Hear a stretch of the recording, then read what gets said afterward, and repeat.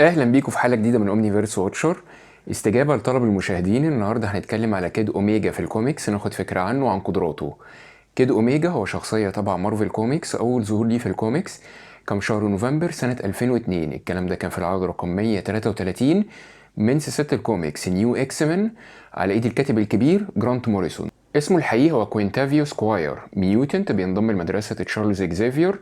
بيبقى موهوب جدا، بيبقى المفضل عند بروفيسور اكس. مش بيبقى معروف طبيعة قدراته بالظبط ولا المدى بتاعها، بس بيبان كأنه قارئ أفكار قوي للغاية.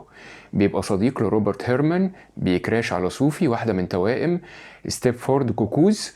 وبنشوف ان هو بيصنع جهاز لعقل واحدة زميلته وبيساعدها، وفي نفس الوقت بيفضح واحد زميلهم وبيوري الناس كلها شكله الحقيقي عشان هو كان بيتخانق منه. يوم عيد ميلاده بيكتشف ان هو متبنى، والموضوع ده بيأثر جامد جدا فيه. في مصمم ازياء ميوتنت مشهور بيتقتل. كوينتافيوس بعد كده ابتدى يضرب مخدر خاص بالميوتنتس اسمه كيك. بيأسس عصابة صغيرة ابتدوا يلبسوا لبس غريب، هو نفس اللبس اللي البشر كانوا خايفين الميوتنتس لما يبقوا طغاة يلبسوه. بعد كده بيقنعهم ان هم يضربوا كيك هم كمان. بيطلعوا على المدينة بيقتلوا مجموعة من البشر انتقاما للمصمم اللي اتقتل. بيخش في جدال فكري اكتر من مرة مع بروفيسور اكس حوالين ايه المسموح وايه اللي ممنوع، وخصوصا بعد ما بروفيسور اكس بيمنع اللبس بتاعهم جوه المدرسة.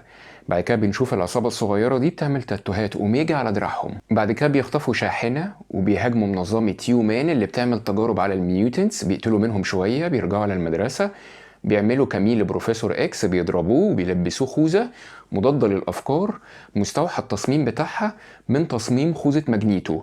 بيعملوا أعمال شغب في تلاميذ كتيرة بتقف معاهم، إما فروست وسايكلوبس، بيعرفوا يسيطروا على الوضع. التوائم الكوكوز بيضربوا كيك، بيواجهوا كوينتافيوس اللي بيقول لهم انا عملت كل ده علشان ابهركم، بيقولوا له يع، وبيتقرفوا جدا، وباستخدام قدراتهم بيلزقوه في الجدار. بيست بيوديه المستشفى، بياخد باله ان هو سخن جدا نتيجة ان هو دلوقتي بيمر بسكند ميوتيشن بسبب ان هو كان بياخد كيك بشكل مستمر.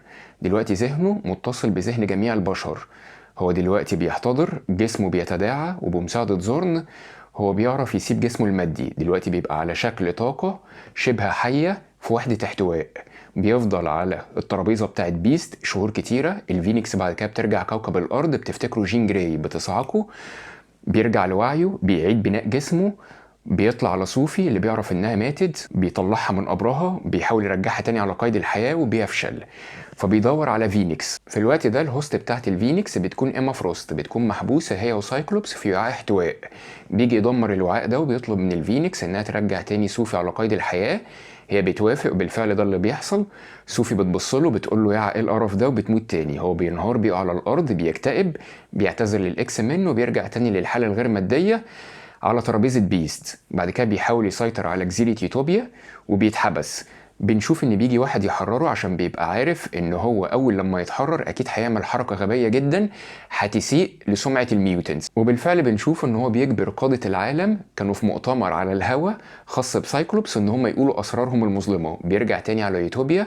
لوجان بيكون عايز يسلمه لستيف روجرز، بس هو في الاخر بيقرر ان هو يوديه مدرسة جين جراي على امل اصلاحه. بينضم للاكس مان، بيحاربوا هيل فاير كلوب.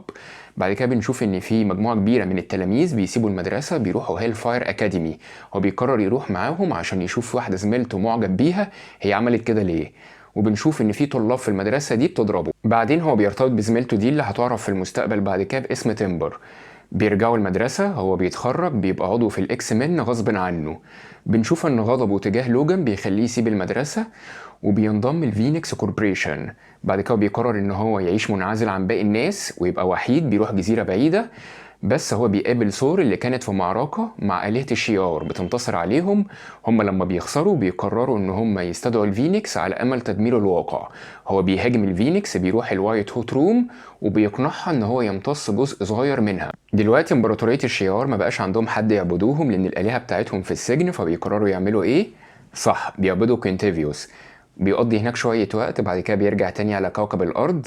بيضحي بجزء الفينيكس اللي جواه عشان ينقذ جوبيليه. بيرجع للمدرسة وبيفقد قدراته بشكل مؤقت، وبعد كده بيستردها تاني. بينضم لفريق ويست كوست افنجرز، وبعد كده بيروح دولة كاراكوا الخاصة بالميوتنتس. بينضم لفريق اكس فورس.